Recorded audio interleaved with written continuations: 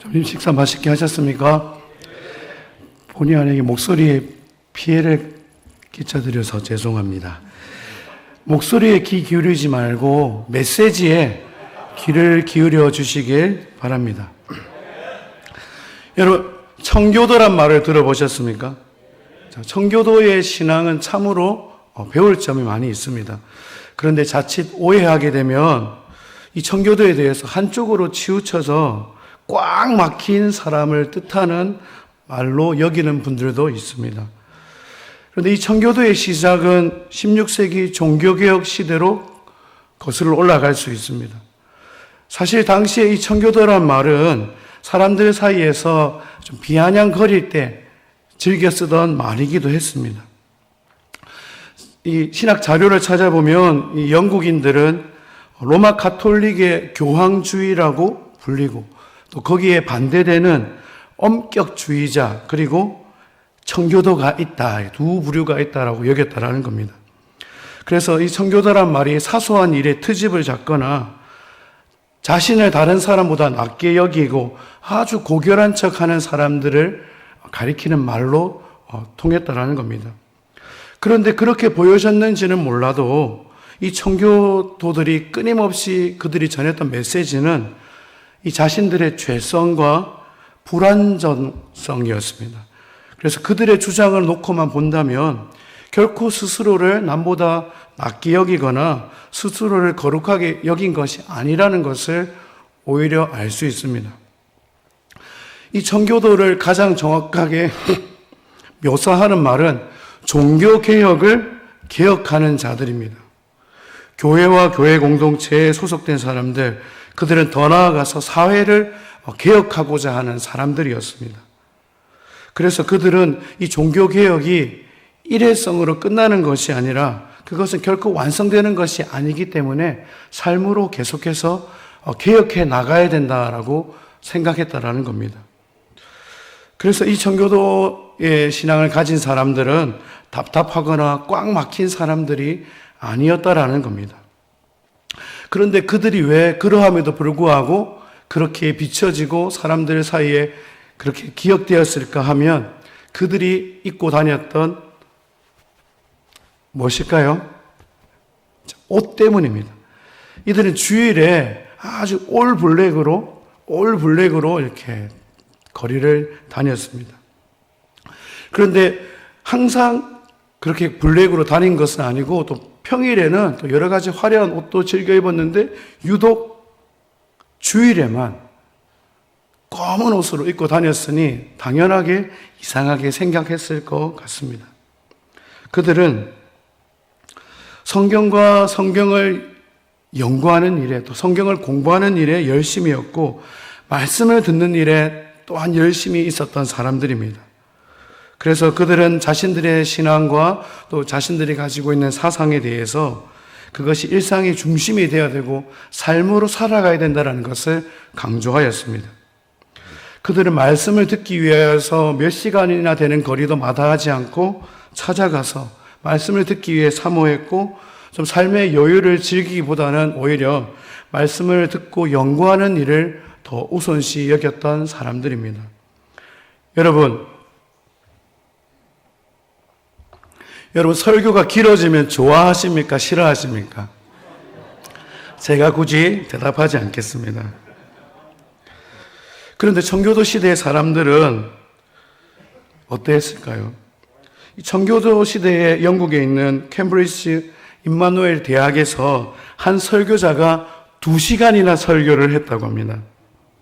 그래서 2시간이나 설교를 하게 된 거에 대하여서 회중에게 이제 설교가 길어졌으니까 거기에 대하여서 사과를 한 겁니다. 설교가 길어져서 너무나 죄송합니다라고 했겠죠. 그때 청중들이 그 말을 듣고 뭐라고 답변했을까요?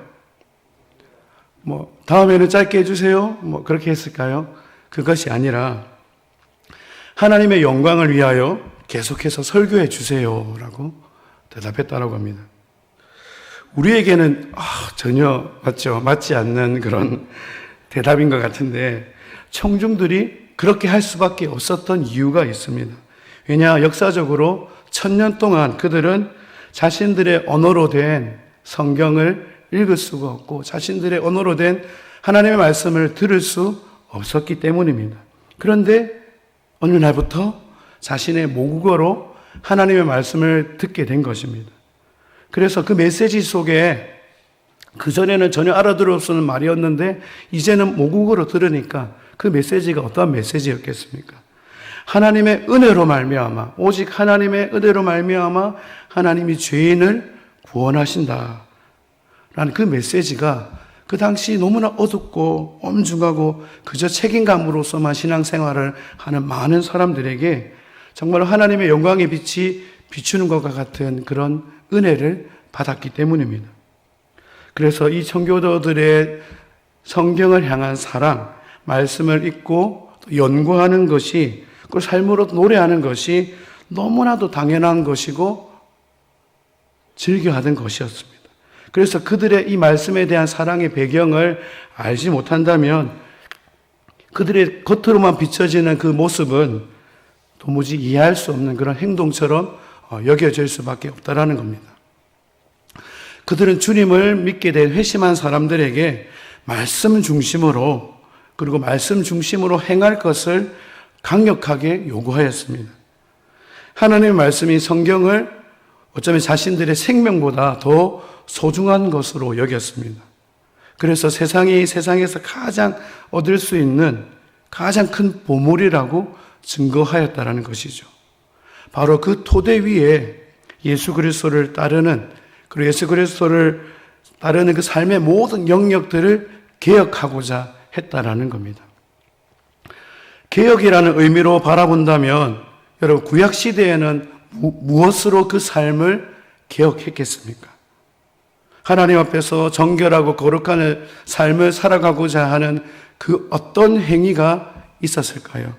바로 하나님께 드려지는 제사였다라는 겁니다. 구약에서 제사는 아주 중요한 부분이죠.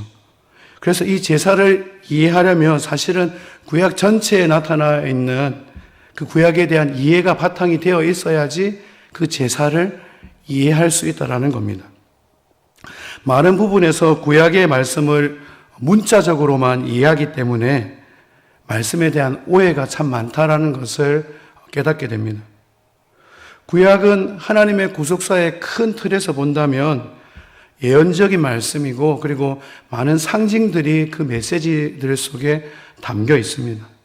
그것을 이해하지 못한다면 우리는 어쩌면 과거를 거슬러 우리가 바로 그 시대를 살아가고 있는 이스라엘 백성 중에 한 사람이 되어야지 그 말씀 자체를 이해할 수 있다는 겁니다. 여러분, 구약에 나타난 제사를 알기 위해서는 이 제사에 나타나는 세 가지 기본 요소를 알아야 되는데요. 한번 따라 하시겠습니다. 첫째는 장소, 둘째는 방법, 셋째는 제사를 드리는 사람. 제사를 드리는 사람. 장소는 당연히 우리가 아는 것처럼 성막이나 이제 시대를 거슬러 성전이 되겠죠. 그리고 방법이라는 것은 여러 가지 제사들이 있지 않았습니까? 여러 가지 종류에 따르는 그 제물들이라는 것을 깨닫게 됩니다. 그리고 마지막으로 제사를 드리는 사람이라는 겁니다. 그러한 내용들이 출애굽기와 레위기에 있는 많은 말씀 속에 제사를 어떻게 드려야 되는지 너무나도 자세하게 기록되어 있습니다. 그래서 그 차지하는 분량이 상당하다는 것을 성경을 적어도 일독해 보신 분들은 알 것입니다. 그런데 아주 복잡하고 나열하게 되는 이 제사의 말씀들을 우리가 통독할 때는 여러분, 그것을 사실 정독합니까? 아니면 쑥 읽고 지나갑니까? 자, 성경을 많이 읽어본 분들은 아시겠죠? 사실은 저도 그런 부분이 있어요. 쑥 읽고 지나가지 그걸 하나하나 정독해서 읽지는 않는다라는 겁니다. 그런데 너무나도 하나하나 정확하게 가르쳐주고 있는 것은 그만큼 그 제사가 뭐하기 때문에 하나님께서 자세하게 가르쳐 주실까요? 중요하기 때문이라는 거죠. 오늘 이 제사 중에서 장소로서의 의미로서 한번 살펴보고자 합니다. 제사를 드리는 장소로서 얼마나 길게 또 성경이 설명하고 있습니까? 제사를 드리는 장소로서의 성막이 그리고 성전이 너무나도 중요하기 때문에 어떻게 짓는지까지에 대하여서 자세하게 기록하고 있다는 겁니다. 그런데 여러분, 그 모든 설계도를 누가 만들었습니까? 모세입니까? 하나님이십니까? 하나님이 모세에게 말씀하셨고 몇 번이나 반복해서 모세에게 하나님이 말씀한 대로 그것을 지어야 되는 것을 강조하셨습니다. 성막은 죄로 단절된 인간과 하나님 사이에 구원하심이 존재하는 것이죠. 그리고 성막은 바로 하나님이 임재하시는 장소였습니다. 하나님께서 친히 사람들과 함께 하시는 곳이죠. 하나님이 임하여 주신다라는 것은 결국 하나님께서 이스라엘 백성들 가운데 거하셔서 그들의 하나님이 되어 주시겠다는 것입니다. 하나님이라는 그 영원한 시간 속에 우리가 결코 붙들 수 없는 그 영원이라는 시간 속에 그 인간의 시간이 어떤 곳일까요? 만나는 곳이라는 겁니다. 그곳에서 하나님께서 말씀하시고 하나님께 드려지는 예배를 받아주시고 우리의 허물을 용서해 주시는 것입니다. 시간이 계속 흘러 여러분 성전이 세워졌죠. 구약의 사람들은 이 하나님의 성전을 너무나도 사모했다라는 것을 우리는 잘 알고 있습니다. 가까이 하기를 원했고 그곳에서 헌신하기를 원했다라는 겁니다. 이스라엘 백성들에게 성전은 그들의 삶의 중심이었습니다. 하나님이 임하여 주시는 곳이기 때문입니다. 그렇다면 그것이 과연 우리와 어떤 연결점이 있는지를 우리가 깨달을 수 있어야 됩니다.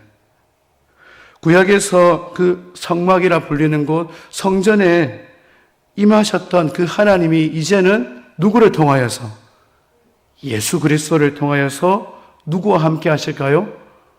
우리와 함께 하신다라는 겁니다. 임마누엘, 여러분 아시죠? 임마누엘이 무엇입니까?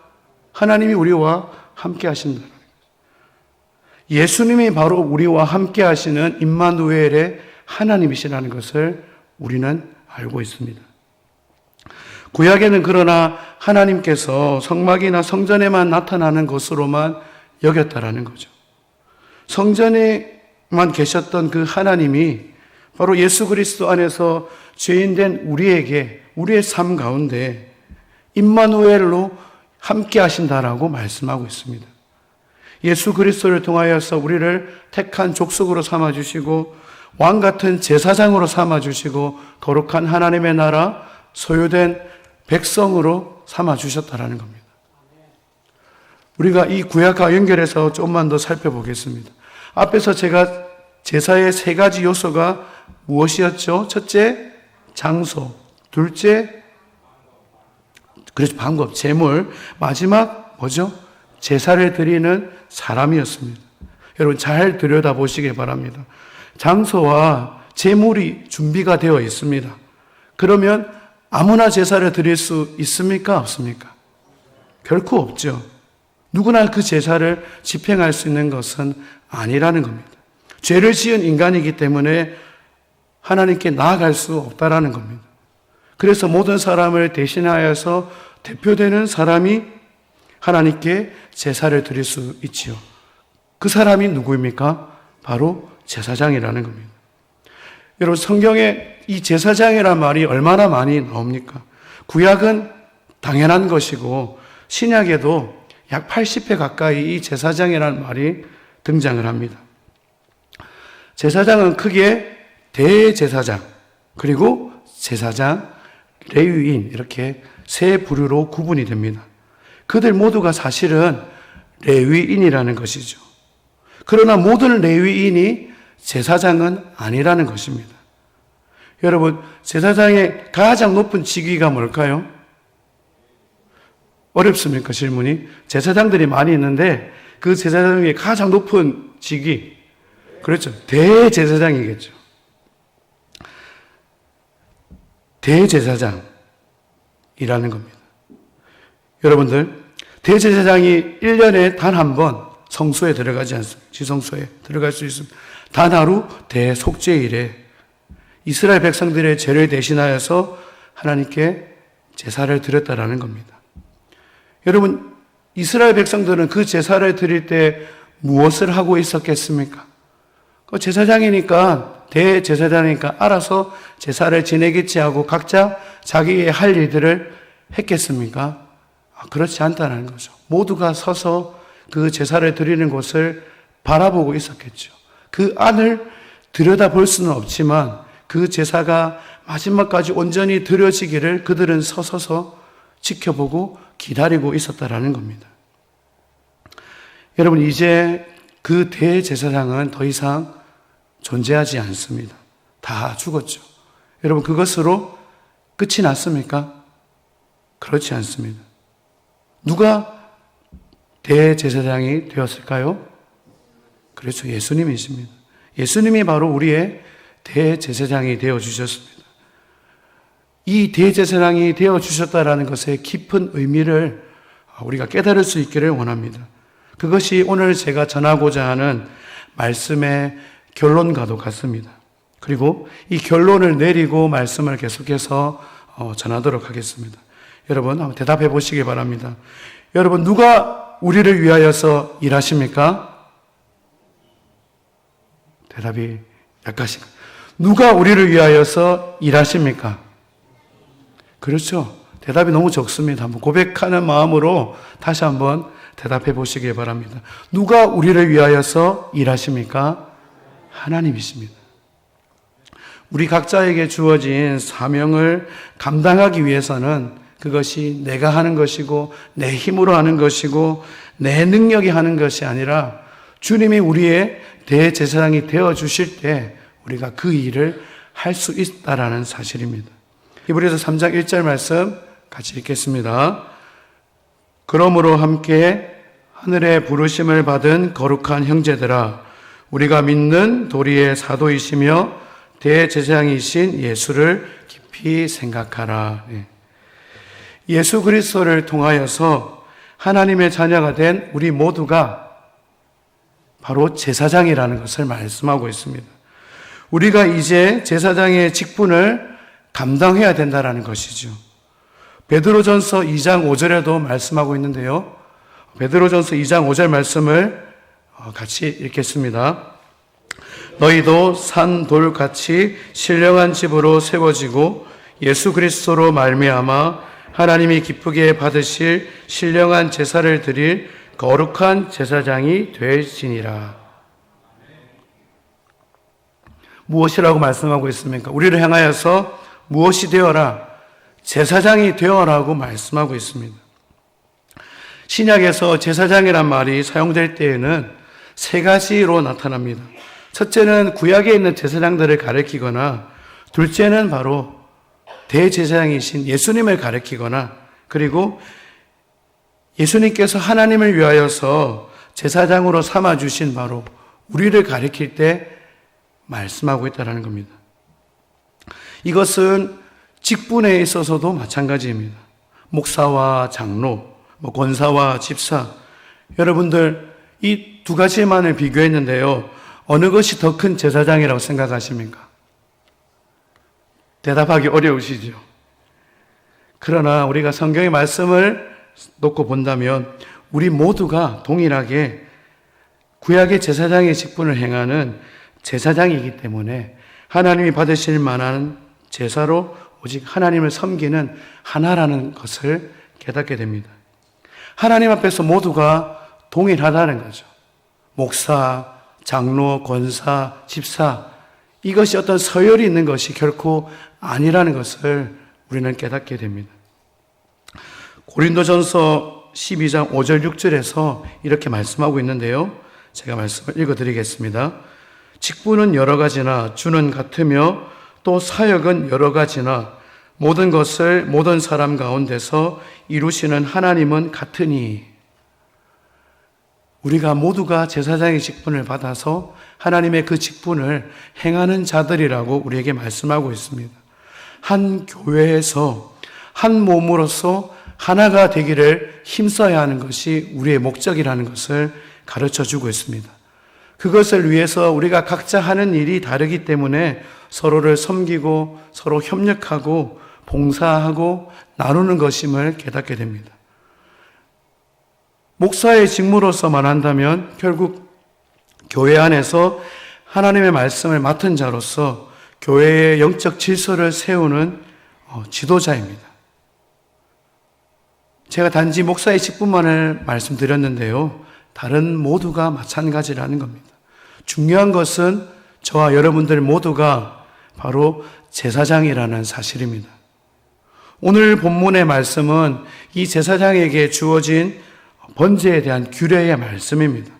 그런데 여기에서 강조되는 것이 말씀에도 나타나 있지만 하나를 꺼트려서는 안 된다는 것을 강조하고 있습니다. 무엇을 꺼트려서는 안 된다고요?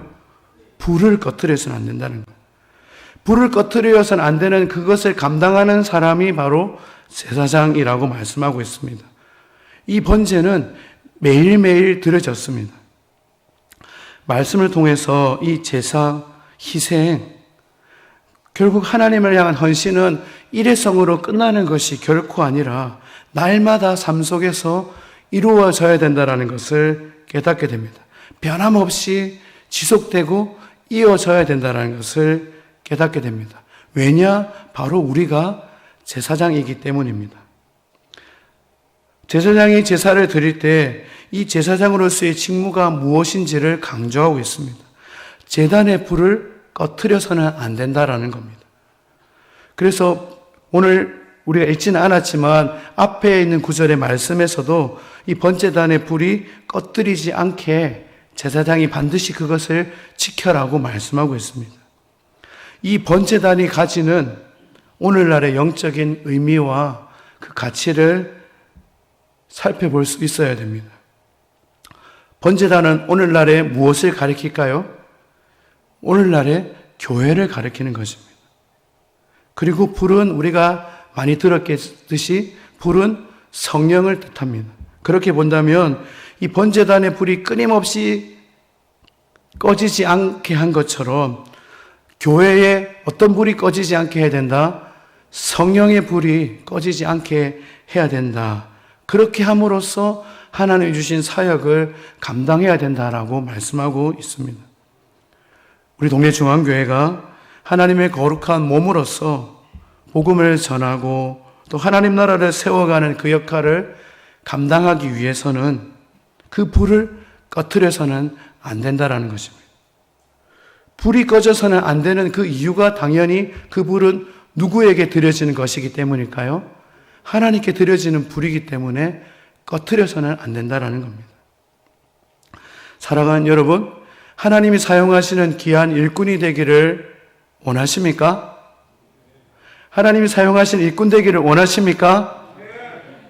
우리가 함께 이 비전을 온전히 감당하기 위해서는 결국 우리 자신의 힘으로 되어지는 것이 아니라는 것을 먼저 깨달아야 합니다. 그렇기 때문에 우리의 삶의 자리에 하나님 앞에 꺼지지 않는 불이 있어야 된다는 사실입니다. 끊임없이 삶의 자리에 주님께 타오르는 그 귀한 불이 우리 모두에게 있기를 소망합니다. 여러분들, 이 불이 꺼트리지 않기 위해서는 뭐가 공급되어야 될까요? 그 불이 타오를 수 있는, 그렇죠, 장작도 필요하고 그 불이 타오를 수 있는 기름이 필요하다라는 겁니다. 그 기름은 무엇을 가리킬까요? 기도입니다. 여러분 잘 알고 계신, 우리가 직분을 맡아서 맡겨진 모든 사역들을 결코 내 힘으로 하는 것이 아니라 정말로 기도를 통하여서 하나님 앞에 활활 타오르는 불로서 드려질 수 있는 것이 되어야 된다는 사실입니다. 더 나아가서 그 끊임없이 타오르는 불은 결국 이렇게 하나님 앞에 드려지는 예배라는 것을 깨닫게 됩니다. 우리가 하나님 앞에 헌신하는 직분을 감당하기 위해서는 우리의 삶의 자리 속에 그 삶의 예배를 회복시켜야 된다는 사실입니다. 여러분, 우리가 늘 자주 접하는 말씀이 있는데요. 로마서 12장 1절 2절 말씀인데요. 우리 로마서 12장 1절 2절 말씀을 함께 한 목소리로 합독하겠습니다. 그러므로 형제들아, 내가 하나님의 모든 자비하심으로 너희를 권하노니 너희 몸을 하나님이 기뻐하시는 거룩한 산 제물로 드리라. 이는 너희가 드릴 영적 예배니라. 너희는 이 세대를 본받지 말고 오직 마음을 새롭게 함으로 변화를 받아 하나님의 선하시고 기뻐하시고 온전하신 뜻이 무엇인지 분별하도록 하라. 이렇게 말씀하고 있습니다. 우리가 한 교회에서 한 몸을 이루기 위하여서 힘써야 된다는 것입니다. 각자 맡은 일이 다르기 때문에 서로가 서로를 봉사하고 섬기는 그 은혜가 있어야 된다는 겁니다. 그래서 로마서에 있는 말씀처럼 하나님의 그 뜻을 깨닫고 순종의 삶을 살아낼 수 있는 것입니다. 무엇이 우리의 마음을 새롭게 하고 변화를 가져다 주고 하나님의 선하시고 온전한 뜻이 무엇인지를 깨닫게 해 주시겠습니까? 결국 내 힘이 아닌 성령의 은혜로 감당하는 것이라는 것을 깨닫게 됩니다. 그렇기 때문에 여러분, 우리가 꺼트려서는 안 되는 것이 바로 삶의 예배인 줄 믿습니다. 삶의 예배를 결코 꺼트리지 않는 우리 모든 직분자들 되길 간절히 소망합니다. 예수님이 오시기 전에 이스라엘 백성들이 하나님을 만날 수 있었던 방법은 너무나도 제한적이었습니다. 그러나 우리는 이제 하나님을 날마다 우리의 삶으로 만나는 줄 믿습니다. 왜냐? 우리가 이제는 거룩한 제사장이 되었기 때문에 그 은혜의 보좌 앞으로 날마다 나아가는 은혜를 입었다라는 사실입니다. 구약의 제사장들은 하나님의 말씀을 따라 날마다 아침 저녁으로 제사를 드렸습니다. 이제 우리 모두가 예수님의 은혜를 입어 거룩한 제사장이 되었습니다. 제사장이 이 제단 위에 불이 꺼트리지 않도록 늘 힘썼던 것과 같이 저와 여러분들의 삶과 가정과 교회가 이 불이 꺼지지 않도록 우리 모두가 한 마음과 한 뜻으로 헌신하는 자들이 되기를 간절히 소망합니다. 오직 주님께 충성하는 자들이 되기를 바랍니다. 날마다의 삶의 예배를 통하여서 삶의 예배자로서 주님께 서 있는 저와 여러분들 되길 간절히 소망합니다. 기도하겠습니다. 거룩하신 하나님, 죽임 당한 어린 양이 되신 예수님을 통하여서 우리를 택하여 주신 그 은혜를 감사드립니다. 우리를 거룩한 나라 제사장으로 삼아주심을 감사드립니다. 주님의 그 귀한 희생을 본받아서 우리 모두가 주님 앞에 꺼지지 않는 불이 되어 우리의 삶을 주님을 향한 헌신으로 태워드릴 수 있는 은혜가 있게 하여 주시옵소서. 삶으로 주님을 예배하고 섬기는 자들이 되게 하여 주시옵소서. 존귀하신 예수님의 이름으로 간절히 기도드립니다. 아멘.